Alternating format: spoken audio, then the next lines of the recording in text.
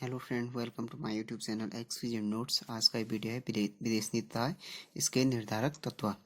First हो गया विदेश नीति का अर्थ एवं परिभाषा। एक राज्य अन्य राज्यों से किसी प्रकार के संबंध रखकर अपना राष्ट्रीय हित प्राप्त कर सकता है। यही विदेश नीति का मुख्य प्रयोजन होता है।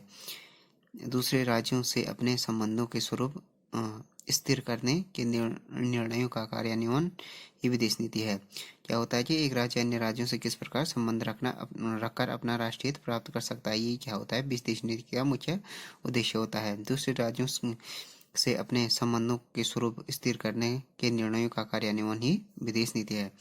डेफिनेशन है कुछ विदेश नीति के। फर्स्ट हो गया प्रोफेसर हिल के द्वारा। विदेश नीति अन्य देशों के साथ अपने हितों को बढ़ाने के लिए किए जाने वाले किसी राष्ट्र के प्रयासों का समुच्चय है। दूसरी डेफिनेशन दी है फेलिक्स ग्रॉस ने। अपने क्रियात्मक रूप में विदेश नीति एक सरकार की दूसरी सरकार के प्रति, एक राज्य द्वारा दूसरे राज्य के प्रति अथवा एक सरकार द्वारा एक अंतर्राष्ट्रीय संघ के प्रति अपनाई गई विशिष्ट क्रिया पद्धति है। फेलिक्स ग्रॉस के द्वारा ये हो गया। स्लाइसर ने कहा है कि अपने व्यापक अर्थ में विदेश नीति उन उद्देश्यों, योजनाओं तथा क्रियाओं का सामूहिक रूप है जो एक राज्य अपने बाह्य संबंधों को संचालित करने के लिए करता है। विदेश नीति के निर्धारक तत्व। विदेश नीति के कुछ निर्धारक तत्व हैं, ये हैं। फर्स्ट हो गए विदेश नीति का पहला निर्धारक तत्व हो गया जनसंख्या। जनसंख्या विदेश नीति के क्षेत्र में एक महत्वपूर्ण तत्व है। विदेश नीति निर्धारण में जनसंख्या के तथ्यों को महत्वपूर्ण स्थान दिया जाता है। किसी देश के क्षेत्रफल और उसकी जनसंख्या के आधार पर यह निश्चित किया जा सकता है कि वह देश महाशक्ति है छोटा राष्ट्र। तो जनसंख्या क्या होगी विदेश नीति का निर्धारक तत्व का पहला निर्धारक तत्व है। तो अगर कोई देश किसी देश के क्षेत्रफल है उसकी जनसंख्या के आधार पर निश्चित किया जा सकता है कि देश महाशक्ति है या छोटा राष्ट्र। दूसरा हो गया भौगोलिक स्थिति। किसी भी देश की भौगोलिक स्थिति विदेश नीति के निर्धारण में महत्वपूर्ण भूमिका अदा करती है। भारत की भौगोलिक स्थिति ऐसी है कि उसे स्थल सेना, जल नौसेना और वायुसेना तीनों की आवश्यकता होती है। जबकि नेपाल की भौगोलिक स्थिति ऐसी है कि उसे नौसेना रखने की जरूरत नहीं है, क्योंकि उसकी नेपाल की सीमा समुद्र से नहीं मिलती है, वो लैंड लॉक्ड कंट्री है। तो तीसरा हो गया प्राकृतिक संपदा। प्राकृतिक साधनों के बल पर ही अमेरिका छोटे देशों की विदेश नीतियों को अपने पक्ष में प्रभावित करती है। यूएसए, रूस अन्य बड़े देश क्या हैं, अरब देशों से अच्छे संबंध इसलिए कायम रखने की कोशिश करते हैं कि क्योंकि उनके पास आकुल तेल के कुएं हैं। विदेश नीति के निर्धारण में प्राकृतिक संपदा के तत्व की अत्यधिक महत्वपूर्ण भूमिका होती है। तो प्राकृतिक संपदा भी क्या होगी बहुत ही इम्पोर्टेंट होता है विदेश नीति में, विदेश नीति के निर्धारण में। चौथा हो गया औद्योगिक स्रोत या विज्ञान और टेक्नोलॉजी के इस युग में, आधुनिक युग में क्या हो गया कि औद्योगिकरण के चरण तेजी से बढ़ते जा रहे हैं। यूएसए आज विश्व राजनीति को प्रभावित करता है। इसका कारण है उसकी औद्योगिक क्षमता है।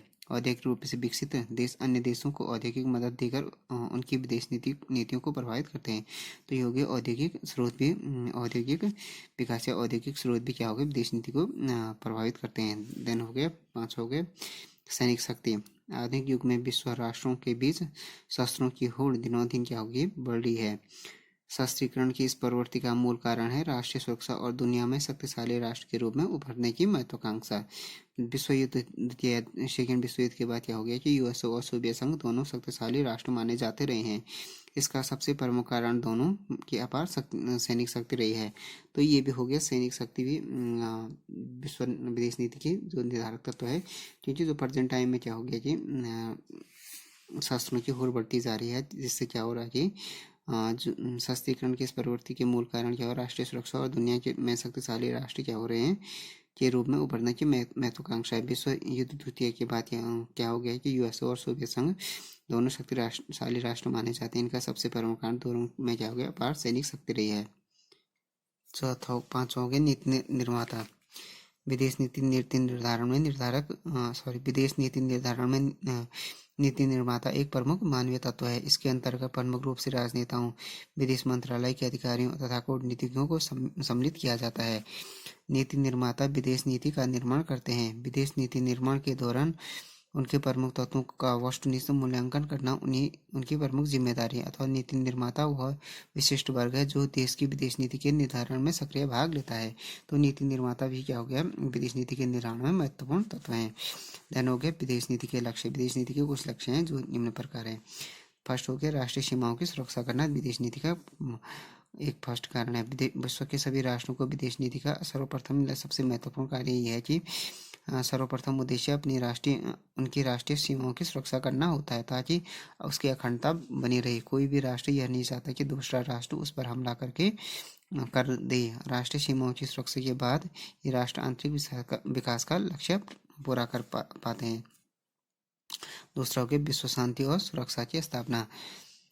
विश्व के अनेक राष्ट्र शांति प्रिय हैं, इस कारण उनकी विदेश नीति का एक प्रमुख लक्ष्य विश्व शांति और सुरक्षा स्थापित करना होता है। विश्व शांति और सुरक्षा के लक्ष्य की प्राप्ति के लिए जहां वो स्वयं युद्ध का सहारा नहीं लेते हैं, वहीं दुनिया के किसी भी भाग में युद्ध भड़कने पर उसकी आग को जल्दी शांत करने के लिए अपना सहयोग देने में तत्पर रहते हैं। दूसरा हो गया विश्व शांति और सुरक्षा के स्तर। तीसरा हो गया चहुमुखी आंतरिक विकास। विश्व के समस्त राष्ट्रों की यह महत्वाकांक्षा होती है कि चहुमुखी आंतरिक विकास को प्राप्त करे।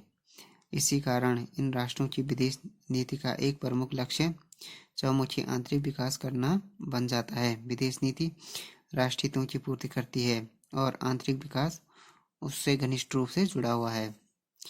चौथा हो गया आर्थिक उद्देश्य। प्रत्येक देश आर्थिक रूप से सक्षम बनना चाहता है और यह तभी संभव हो सकता है जब विदेश नीति के आर्थिक उद्देश्यों की पूर्ति में ठोस कदम उठाए जाए। तेल निर्यातक देश ओपेक संगठन बनाकर तेल से ज़्यादा दाम वसूल कर अपनी अर्थव्यवस्था को सुदृढ़ करते हैं। अनेक बड़ी शक्तियां दूसरे देशों में पूंजी निवेश करके आर्थिक मुनाफा कमाती है। तो आर्थिक उद्देश्य भी हो गया एक। देन हो गया सैनिक दृष्टि से शक्तिशाली बनना।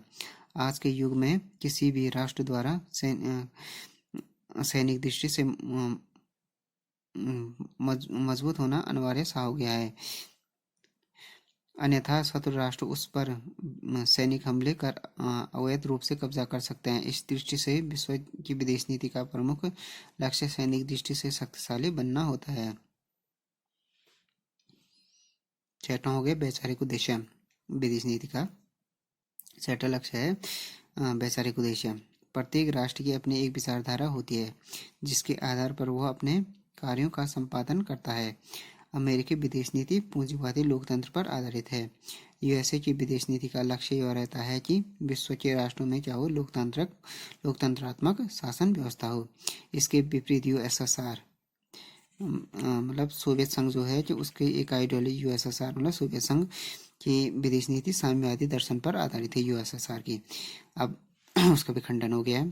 जिस प्रकार उसकी विदेश नीति की वैचारिक लक्ष्य था विश्व में समाजवाद का प्रसार करना, इस प्रकार राष्ट्रों की विदेश नीति के वैचारिक लक्ष्य होते हैं।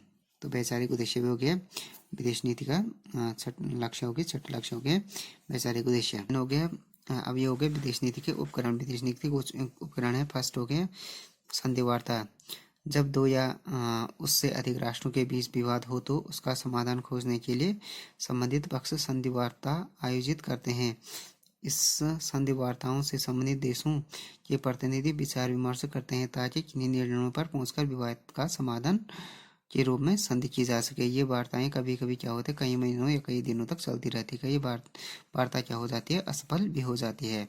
तो दूसरा विदेश नीति का उपकरण है संधि।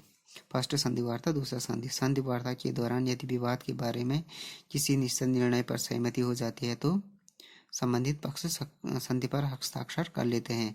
संधि एक ऐसा दस्तावेज जिससे समझौते की शर्तों का स्पष्ट उल्लेख किया जाता है। देन हो गया तीसरा हो गया आर्थिक सहयोग संगठनों की स्थापना। विदेश नीति के उपकरण के रूप में आर्थिक सहयोग संगठन का प्रयोग भी किया जाता है। किन्हीं समान हितों से प्रेरित होकर कुछ देश ऐसा आर्थिक संगठन बना लेते हैं। ऐसे संगठन के माध्यम से सदस्य देश अपनी विदेश नीतियों के लक्ष्यों की पूर्ति के लिए आपसी आर्थिक सहयोग करते हैं।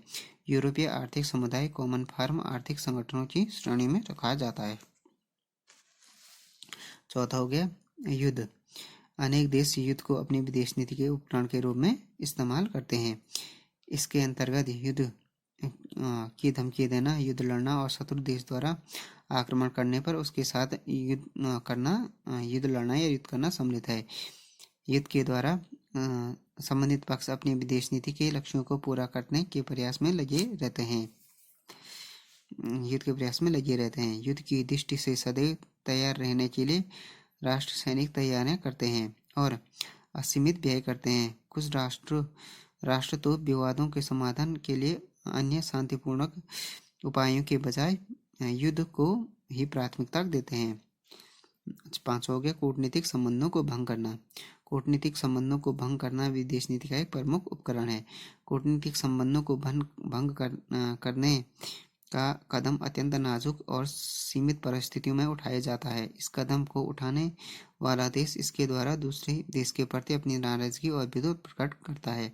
कूटनीतिक संबंधों को भंग करने के अंतर्गत दोनों देश एक दूसरे की राजधानी से अपने राजदूत वापस बुला देते हैं या राजदूत हटा देते हैं। तो ये कूटनीतिक संबंधों को भंग करना, युद्ध, संधि वार्ता या आर्थिक सहयोग संगठन, ये हो गया विदेश नीति के उपकरण। तो फ्रेंड्स, ये वीडियो हो गया विदेश नीति तथा इसके निर्धारक तत्व, विदेश नीति का अर्थ, परिभाषा, विदेश नीति का निर्धारक तत्व, विदेश नीति के उद्देश्य, विदेश नीति का जो उपकरण उसके बारे में हो गया। Thanks for watching this video. If you like this video please subscribe my channel and like, share and comment on this video.